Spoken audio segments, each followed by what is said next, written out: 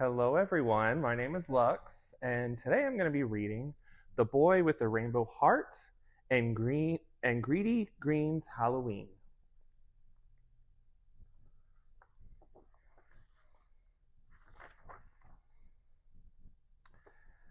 This is written by W.S. Mason and illustrated by Anna Au.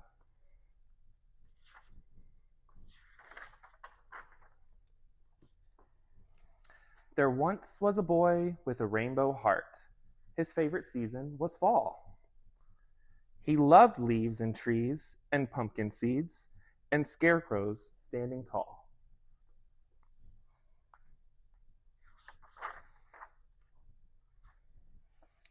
But most of all, he loved Halloween, for he loved to give and share. Children ran and skipped, house to house, bowls of candy everywhere. On porches, pumpkins set, and jack-o'-lanterns glowed. Gourds would roll this way and that as friendly ghosts danced down the road.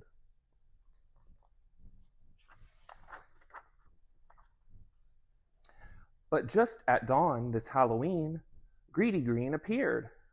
Ghosts stopped dancing, goblins cried, and the town was filled with fear. Greedy Green was a witch, cloaked in jewels and shining rings. She took what she wanted and owned many things. Yes, Green had it all, and she never did share. If others had nothing, she just didn't care. Greedy Green laughed as she flew in the dark, and the wind from her broom blew the scarecrows apart.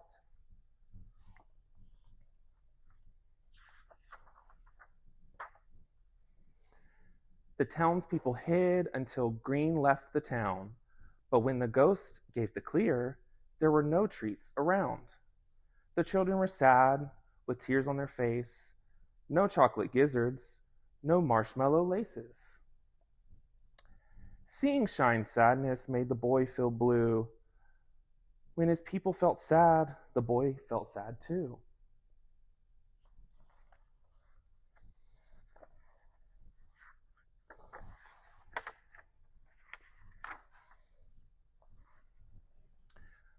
The boy sensed how to help, so he grabbed his hooded coat and ventured off into the woods, despite the lump inside his throat.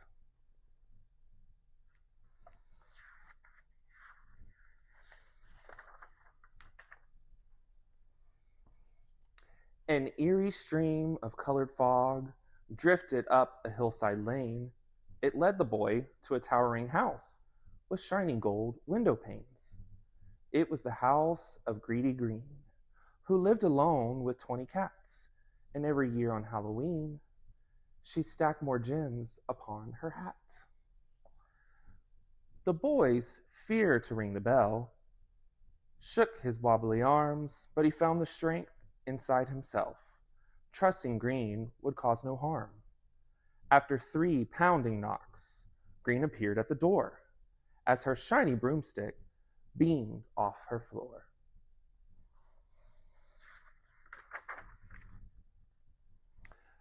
When the boy saw Green, he lifted high a tiny plate. Green glanced down and cackled out, "What are you doing here this late?" "I don't mean to cause trouble, but there's been theft in the town. Someone stole all the candy, leaving no treats around." "But they didn't steal it all. There was one last piece left on the ground.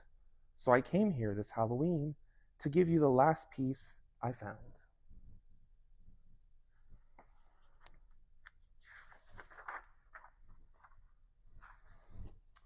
Greedy Green was shocked with the boy at her door, but she still didn't speak, so the boy spoke once more.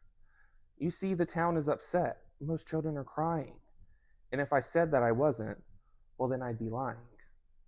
The kids love candy, and without it, they're sad. They wait all year for candy to be had." Greedy Green stood and stared at the boy and his plate. Then she grabbed up the candy and sent the boy on his way. But as the boy left her house, Green was alone yet again, now holding the candy without one single friend.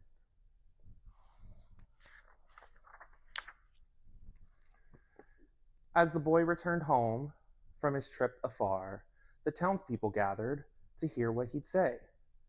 The boy took a deep breath, trying to muster some words, but nothing came out, his eyes teary and blurred. And before he could speak, a deep voice boomed in, "Where have you been?" with an opposite grin. "Where did you go? Why did you leave? Did you try to go visit and talk with that thief? She stole all our candy. She is not welcomed here. And frankly, I think you're not thinking too clear."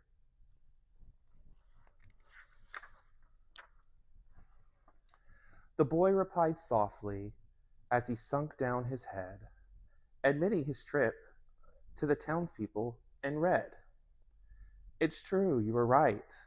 I did visit Greedy Green. I thought showing kindness would cure all her mien."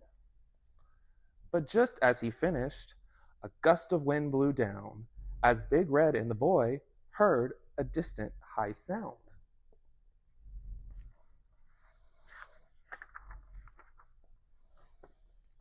To their shock and amaze, Greedy Green had appeared, and she was dropping down candy as the townspeople cheered.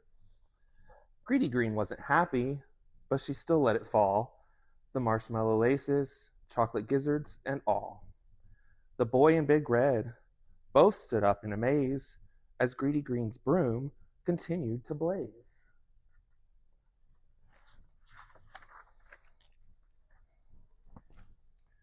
When most candy was shared, Green landed her broom as the townspeople gathered under the light of the moon.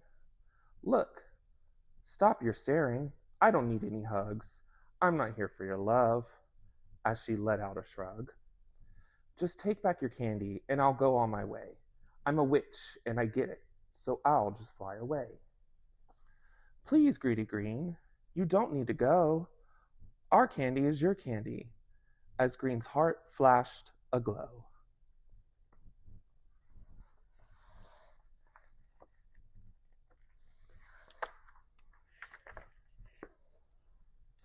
"Look, little boy, it was nice what you did, but life wasn't so easy when I was a kid. Many years ago, when I was your age, I was not treated well and it filled me with rage. Kids called me names like evil and scary. Over time, I believed them, and truth I still carry. Being poor and a witch was the hand I was dealt, so perhaps taking from others filled some empty I felt."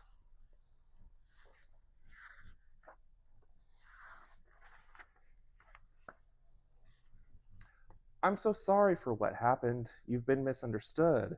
Being labeled and teased must have not felt good. But give us a chance to mend pain you've amazed. Shine has come a long way from the gray in its past. Don't fly back to your castle and sit all alone. Please stay with us. Make Shine your new home." Greedy Green's broom lifted and she straightened her hat. "I'd love to stay longer, but I must feed my cats. I'll make sure to still visit, more than just once a year, and I hope the next time I won't cause any fear. And kid, thanks for sharing. I think I now know the most important gem of all is my heart and its glow." And just like that, Green was off, without a formal goodbye, gold broom shining bright, flying high in the sky. And as Green flew away, she dropped her last sweets, echoing the words, "Thanks again, trick or treat." And that is the end.